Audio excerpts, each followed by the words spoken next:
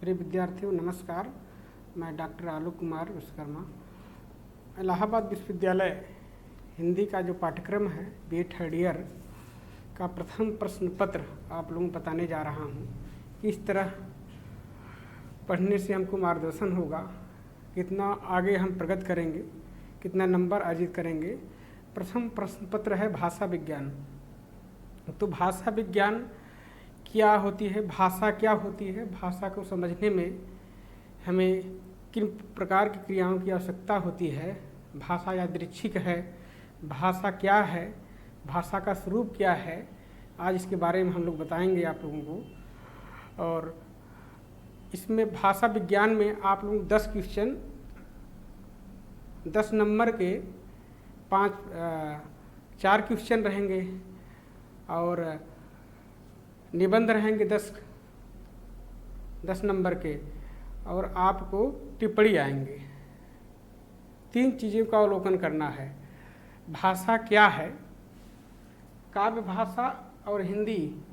इसमें हम देखेंगे भाषा की परिभाषा, भेद, प्रकार। भाषा क्या है, भाषा मानव भाषा यादृच्छिक होती है, भाष धातु से बना है, टाप प्रत्यय करके भाषा। भाषा जो स्वयं एक दूसरे को जो विचार होता है प्रकट होता है। भाषा में व्यक्ति मूक भाषा होती है, यादृच्छिक भाषा होती है। मूल रूप से भाषा 2 प्रकार की होती है, आंतरिक और बाह्य। आंतरिक भाषा जो प्रकट नहीं की जा सकती, स्वयं प्रकट की जाती है। बाह्य भाषा जो हमें वाचाल जो बोलते रहते हैं, जो दिखाई देता है, वही भाषा है। भाषा की दैवी प्रकृति होती है और कई प्रकृति इसमें दिखाई देती है।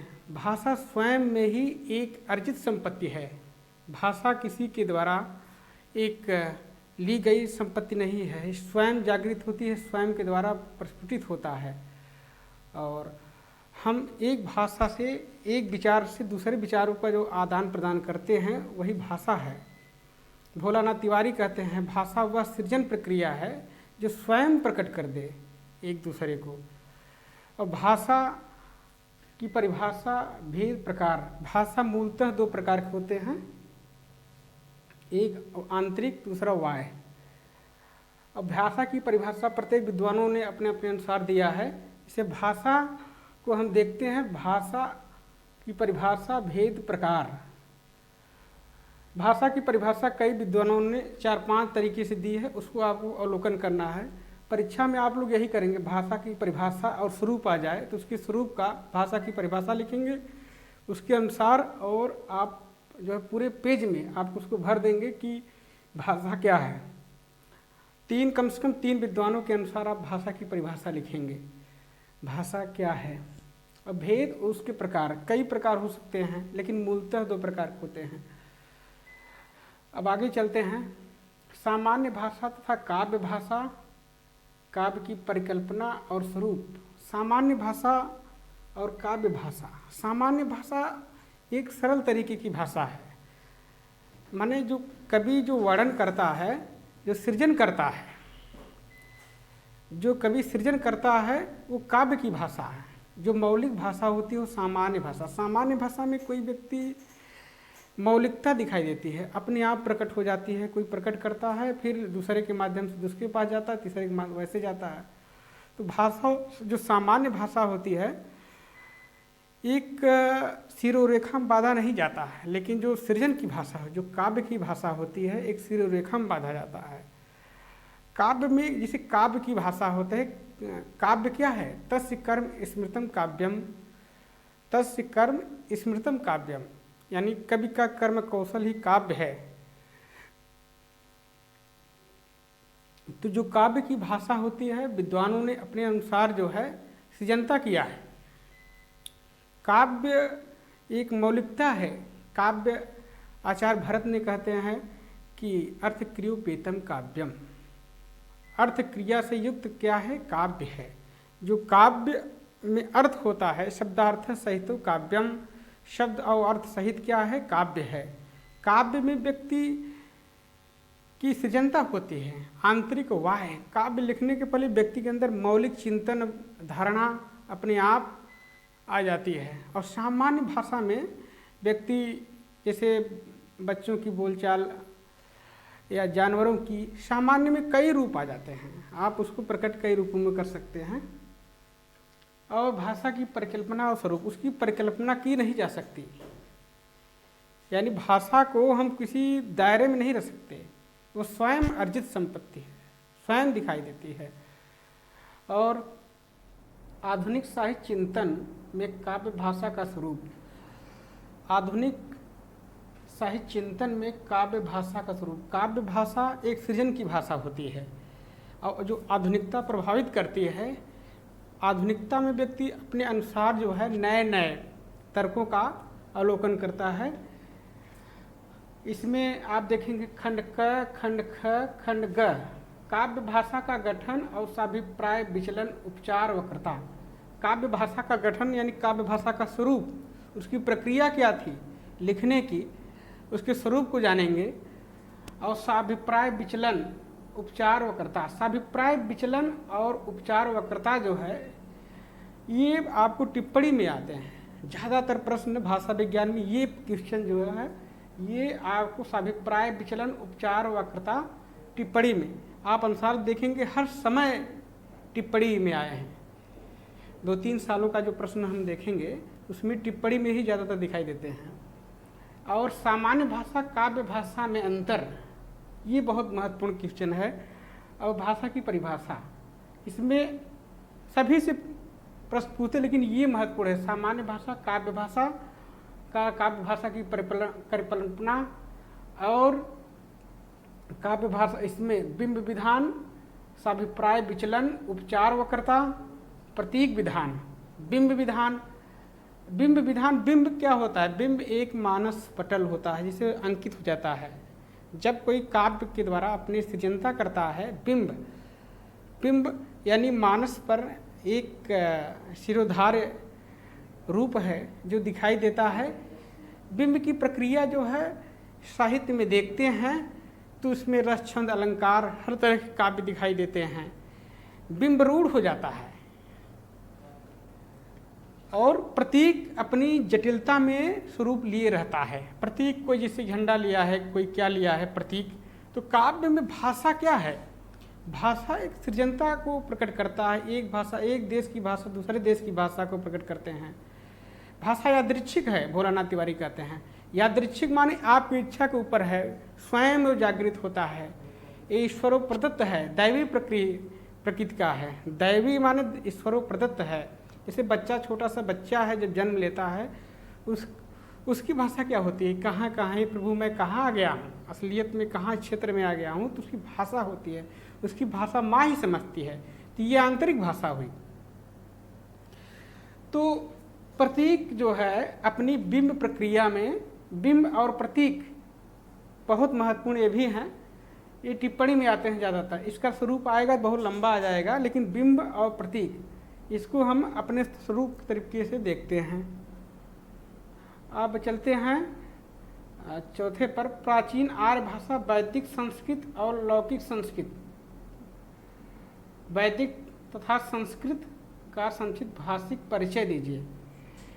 वैदिक संस्कृत, वैदिक संस्कृत यानी जो वेदों की भाषा थी, अर्थात जो वेदों में वेदांग की अंग थे उसके स्वरूप का वर्णन किया गया है।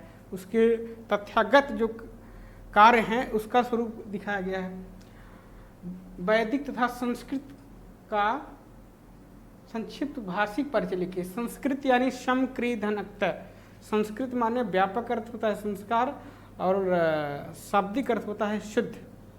संस्कृत यानी शुद्ध, परिमार्जित। भाषा विज्ञान नहीं करता, कोई आदमी पूर्ण नहीं हो सकता, पूर्णता की छोर उसकी आत्मा में विद्यमान रहता है।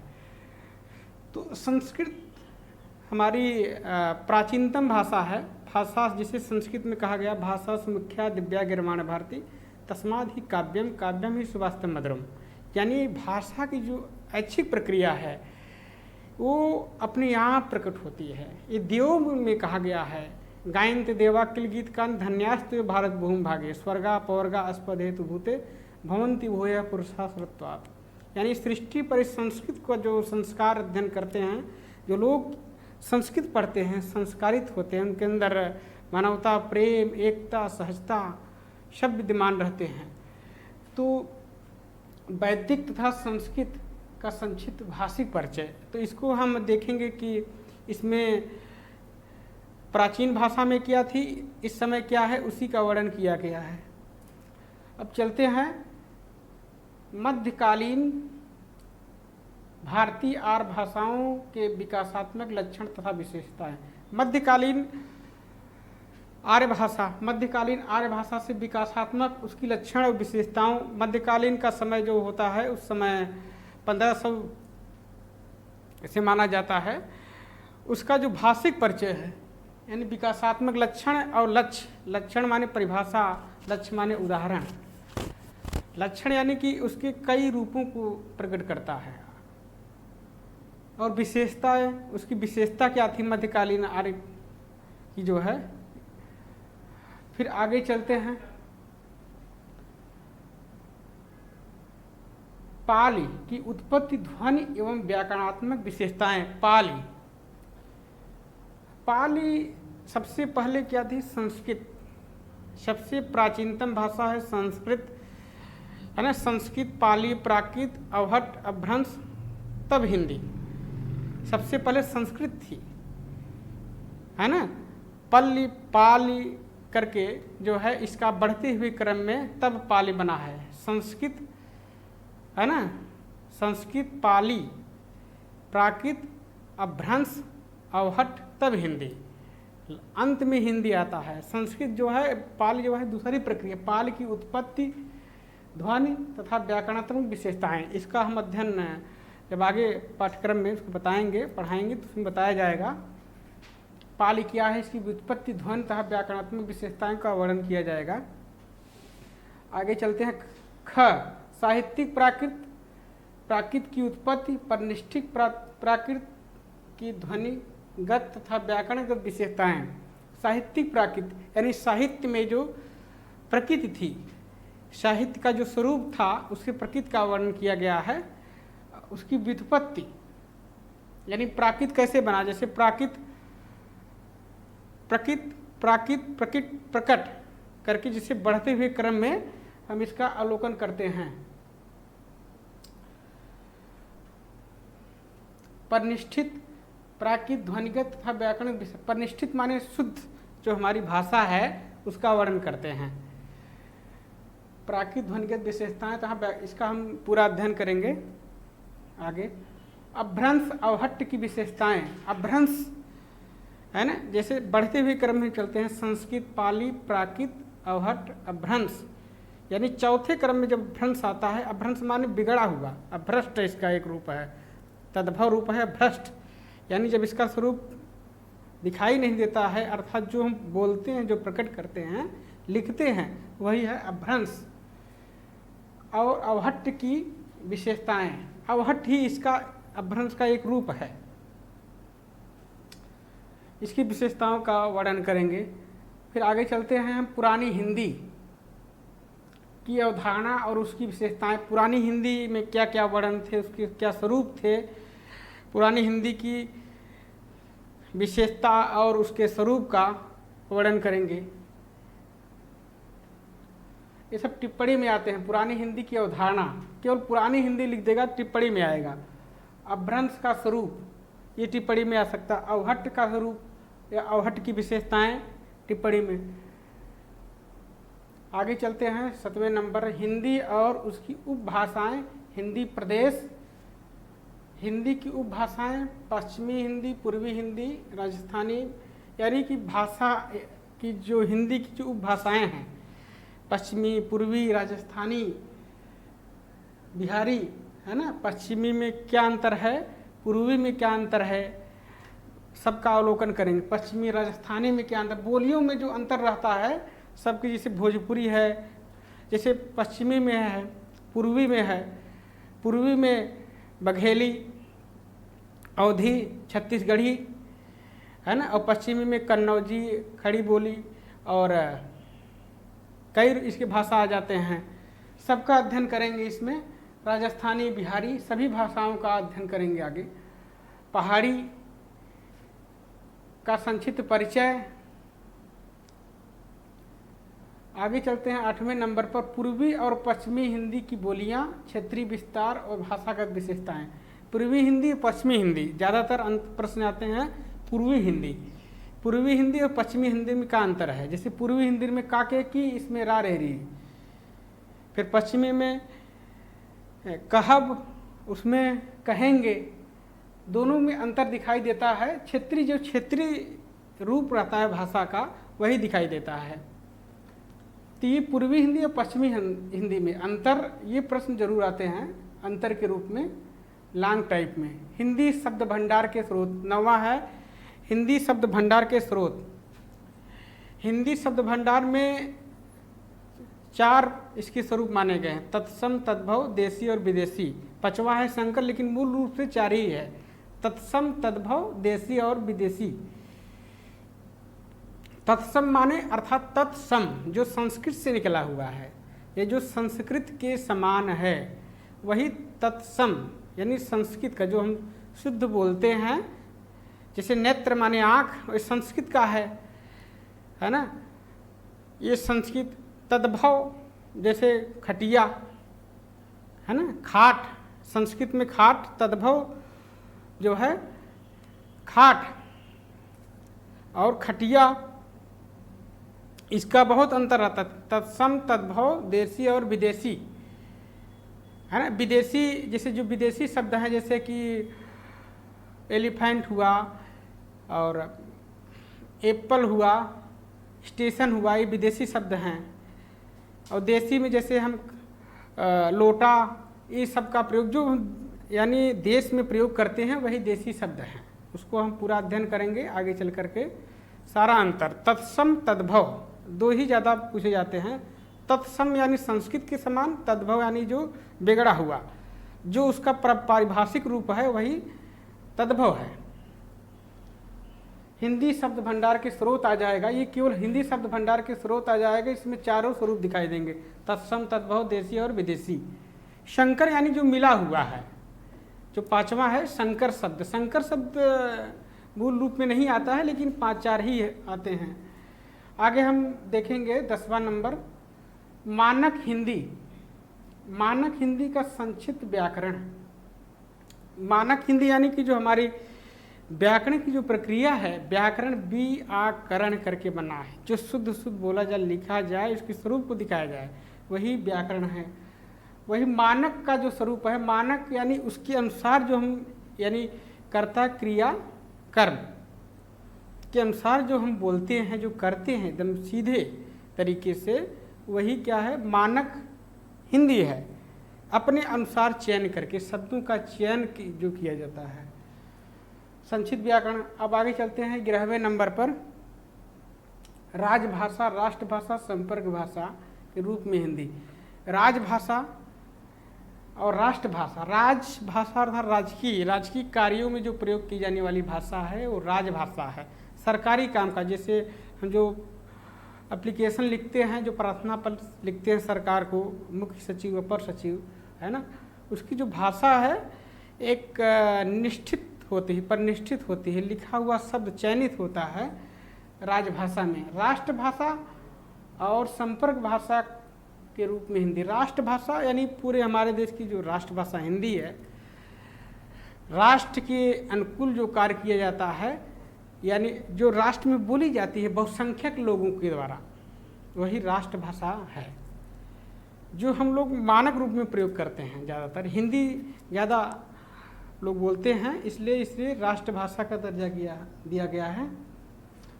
और संपर्क भाषा के रूप में, संपर्क भाषा माने उससे जो जुड़ी हुई है, भोजपुरी, अवधी, कन्नौजी, जितनी जो भाषाएं जुड़ी हैं उसके रूप में। तो राष्ट्रभाषा, राजभाषा, संपर्क भाषा के स्वरूप में हिंदी। राष्ट्रभाषा और राजभाषा दोनों में क्या अंतर है राजभाषा में, ये आ सकता है परीक्षा में। तो आगे हम चलते हैं देवनागरी लिपि का इतिहास में। देवनागरी लिपि यानी जो पहले देवनागरी लिपि में क्या होता था, जो देवताओं के द्वारा लिखी गई जो लिपियां पहले से आई थी, है ना, खरोष्ठी और खरोष्ठी लिपि, और उसका जो स्वरूप था देवों के द्वारा लिखा गया था, उसका जो स्वरूप था उसको दिखाई देता है। इसमें पूरा इतिहास की बड़ी व्यापक इतिहास है, इसकी विशेषताएं, इसका स्वरूप कब आया, इसको देखेंगे। ये लॉन्ग टाइप में आपके प्रश्न आएंगे। आगे चलते हैं। निबंध 3 प्रकार के पर आधारित है, साहित्यिक, सांस्कृतिक और सामाजिक। अंत में निबंध जो आपको आएंगे 15 नंबर के निबंध आते हैं, साहित्यिक, सामाजिक और सांस्कृतिक। खंड ख, खंड क, खंड ग में तीनों में आपको तीनों आएंगे, साहित्यिक, सामाजिक, सांस्कृतिक, लेकिन करना रहेगा आपको एक निबंध 15 नंबर का। जो साहित्यिक निबंध है, जो साहित्य में प्रयोग होते हैं, जैसे सूर, तुलसी, कबीर, जायसी। जैसे कबीर के स्वरूप का दर्शन, सूर के वात्सल्य वर्णन का और कबीर के दार्शनिक विचार का वर्णन है ना। भक्ति साहित्य का स्वरूप, भक्ति साहित्य के कार्यों का उद्गम ये दे सकता है आपको साहित्यिक में। और सामाजिक में जैसे दहेज प्रथा, समाज में विद्यमान असंगत स्थिति, समाज की कुरीतियाँ, समाज में हर तरह के भाव दिखाई देते हैं, वो दिखाई देता है सामाजिक में। और सांस्कृतिक में एक विरासत, सांस्कृतिक यानी कि इस देश की संस्कृति, भारतीय संस्कृति, चाहे जहाँ की संस्कृति लीजिए, हर तरह के वहाँ भाव प्रकट होते हैं। तो आपको तीनों में से एक करना है, खंड क, खंड ख, खंड ग, तीनों में से एक चयन कर लीजिए कि वही लिखना है आपको परीक्षा में। और सब लगभग आपको ये सहायक पुस्तकें हैं। आप जैसे काव्य भाषा का स्वरूप और सियाराम तिवारी की काव्य भाषा, आप हिंदी भाषा, आप रामकिशोर शर्मा की पुस्तक इसमें नहीं है क्या, मीरा दीक्षित की हिंदी भाषा आप ले सकते हैं। और किशोरी दास वाजपेयी की ब्रज भाषा का स्वरूप ले सकते हैं। और आप राम स्वरूप चतुर्वेदी की काव्य भाषा पर 3 निबंध, ये इसकी सहायक पुस्तकों का अध्ययन करेंगे आप, तो आपको पढ़ने में सहायक होगी। इसी के साथ समाप्त करते हैं। उड़ान दी फ्लाई चैनल को आप सब्सक्राइब कर लीजिएगा, इसी के माध्यम से आपको आगे बताया जाएगा।